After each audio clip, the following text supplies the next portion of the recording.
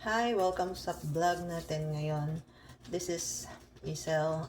Welcome to the San Pedro's vlog. So, dahil off ko today at mag-isa lang ako sa bahay kasi pumasok yung dalawang kids namin and si Mr. nasa work din.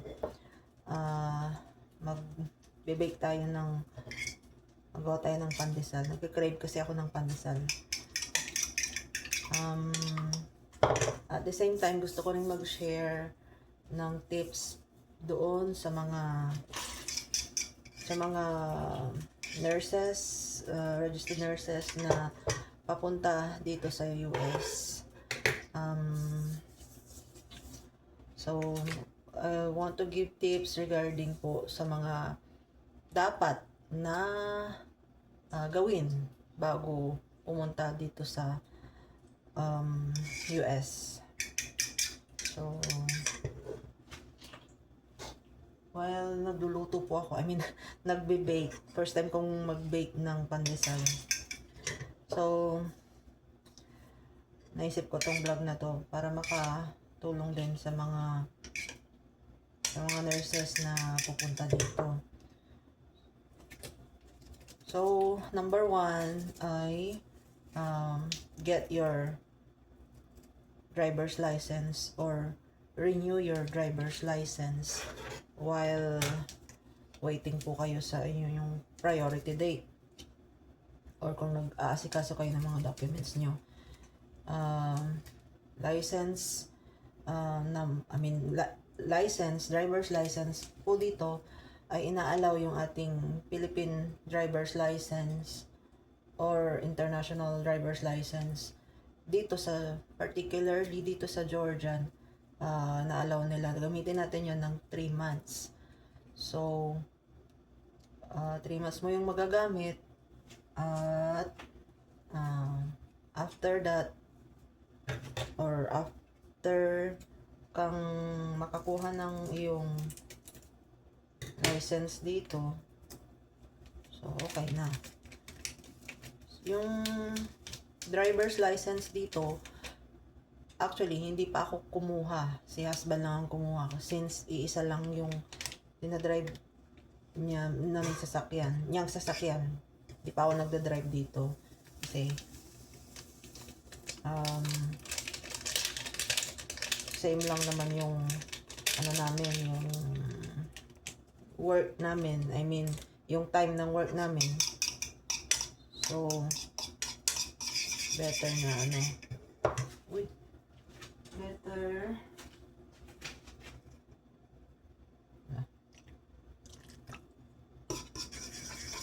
nagalo ko yung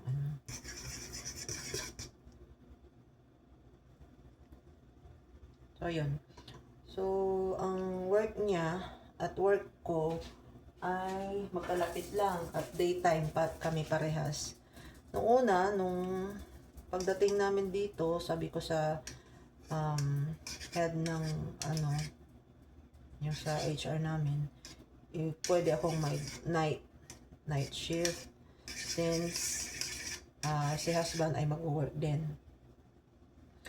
Pero nung nakakuha siya ng work at okay naman yung schedule ko, nung time na nakuha ko na yung license endorsement ko, nagsabi ako na kung pwede ay magstay na lang ako sa day shift kasi sa totoo lang mahirap mag night shift. Pero yung iba gusto nila yung mag night shift kasi syempre may night differential ganun, pero okay lang din naman. So yun, yung first na advice ko sa inyo, yung mga pupunta dito, is kumuha kayo ng driver's license nyo.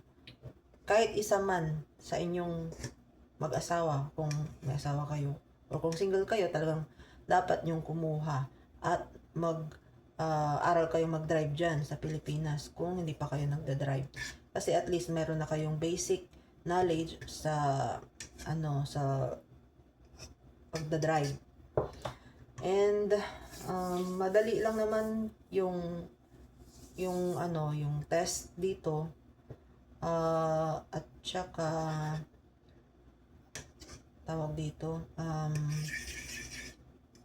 kung hindi mo naipasa yung sa skills, yung sa computer exam, madali lang siya. Basta mag-review lang kayo. Meron namang ano meron siyang site, tapos pwede niyong reviewin yung mga road rules doon. Tapos yung exam is $10. Then yung sa driving naman is $10 din. Pag hindi mo na ipasa, uulit ka na naman, another $10 na naman. So, yun. Then, ano pa ba? Ang ating, yung ano, yung, i-renew nyo yung PRC license nyo. Although, hindi nyo siya magagamit. Hindi naman magagamit. Yung hindi nyo siya gagamitin pa pagka kinailangan yung mag-license endorsement or kung ano man, kung maisipan yung lumipat ng state, kailangan na updated ang ating mga documents. So, para hindi na magbayad at kumuha ng or maka-istorbo pa ng ibang tao para mag-process ng ating documents sa Pilipinas, is i-renew nyo na yung inyong mga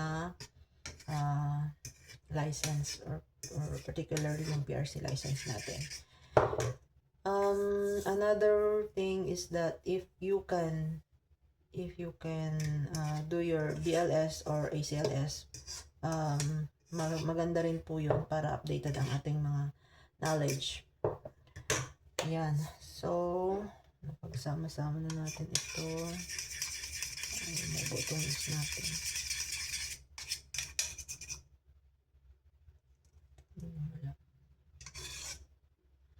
Yan. Then, ano pa ba? Yung ating ito tips ko lang para sa mga nanay na may mga anak na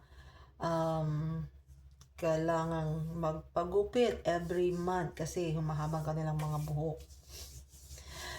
Kung maaari ay i-learn nyo yung skills kung paano ang hair cutting.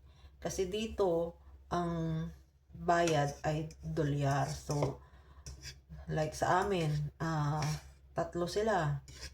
So, kung monthly silang magpapagupit is nasa $20 to $30 per head. So, kung marunong kayong maggupit, bawas na kayo sa sa bayad sa gupit, monthly din yun. So, nung una, ang ginawa namin ay inaral kong gupitan yung twins, si Jacob at saka si Cody. Nung una, syempre, pag una kang magugupit, parang ang tagal at yung mga bata ay mainipin. Ngayon, ang pangalawang month na sabi nila, mami, gusto daw nilang i-try yung gupit sa labas. Yung gupit sa labas ay ayun nga, $20 to $30 yung bayad. At yung resulta ng gupit nila, mas maganda pa yung ginupit ko nung una kaysa yung nagupitan sila sa labas. Kasi ang ginawa nila, parang yung gupit lang nila hindi maayos, kumbaga. And unlike diyan sa Pilipinas na maganda yung gawa ng mga barbero natin.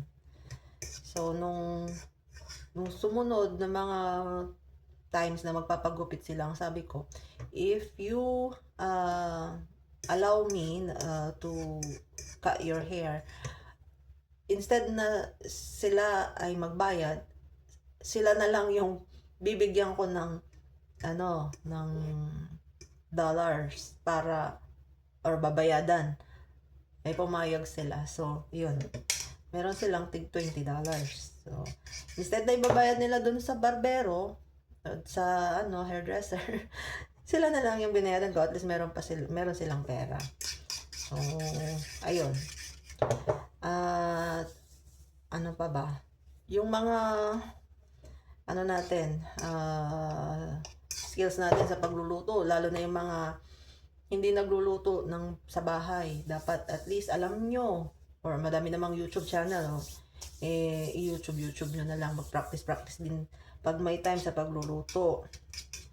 And ano pa ba kailangan natin gawin? Secure natin yung mga documents na kailangan pirmahan, or kung gusto nyo, kasi syempre matagal kayo bago maka-uwi ulit. Syempre ang mahal ng pamasahe pag yearly kayong magbabakasyon.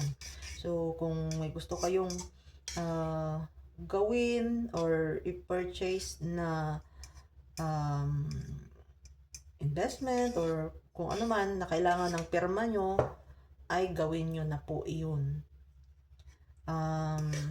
Kasi mahirap po yung yung wala ka bang tawag dito, yung kailangan ka pagka kunyari may pipirmahan kang documents, syempre yung distance ng Pilipinas at saka Amerika napakalayo. So hindi kayo basta-basta nakaka-uwi. So secure your documents po. And number 5 is that kung ano po yung pwede nyong dalhin dito. Syempre, ang pocket money natin is naka-budget pagdating dito. Kasi syempre, sa plane ticket pa lang, kung depende sa inyong pamilya, kung ilan kayo, ilang member ng family kayo. Kung pwede kayong magdala ng mga gamit na hindi nyo na kailangang bilhin dito, mas maigi po iyon. Nakabili kayo. Like for example, sa amin, 4 kami. And then, sa 4 na yun, meron kaming allowance na parang 23, parang 46 kg per person. So, ang ginawa ko, bumili ako ng mga boxes. Tapos, pinuno namin yung ng mga gamit. Pinuno namin yung ng mga gamit na pwede naming dalhin dito. Like for example, yung mga murang bilihin dyan, like yung pinggan, kutsara, abrelata, lahat, yung mga gamit sa kusina, like yung mga condiments natin, yung soy, vinegar, ano pa yung mga dinala namin? Even bigas, nagdala kami ng bigas. My gosh. Kasi syempre, pagdating mo dito, ay hindi ka naman kaagad-agad na makakapag-grocery. At may mga aasikasuhin ka pa. So, ayun. Pero, lahat ng yun ay nakatulong naman sa amin. Kahit na madami kaming dalang bagahe, okay lang yun. Kasi magsisimula kayo ng magsisimula kayo ng panibago. Kumbaga, panibago na naman na buhay. So, ang dadatnan yung bahay dito ay walang kagamit-gamit. Except dun sa mga appliances na pinoprovide talaga ng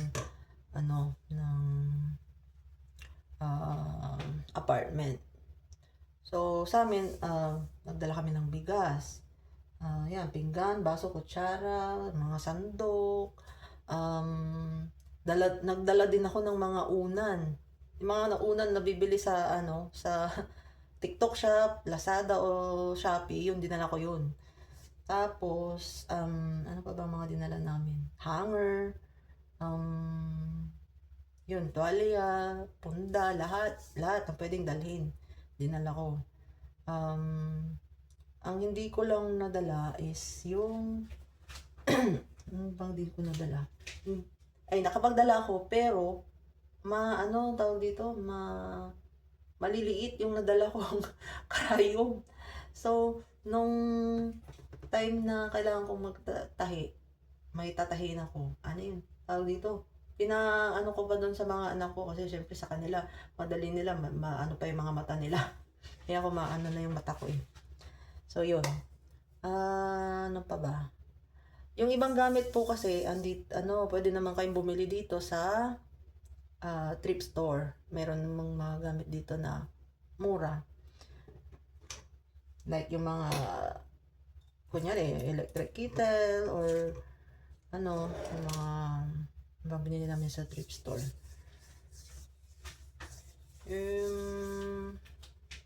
Yung mga ibang kaldero, yun, nakabili kami doon. Kaldero, kaserola. Pero yung iba, sa Walmart na kami namili, yung mga set, ganyan. Mura lang. So, ayun lang po ang aking ma-share. Thank you for watching. Please subscribe sa our YouTube channel. See you next time. Bye!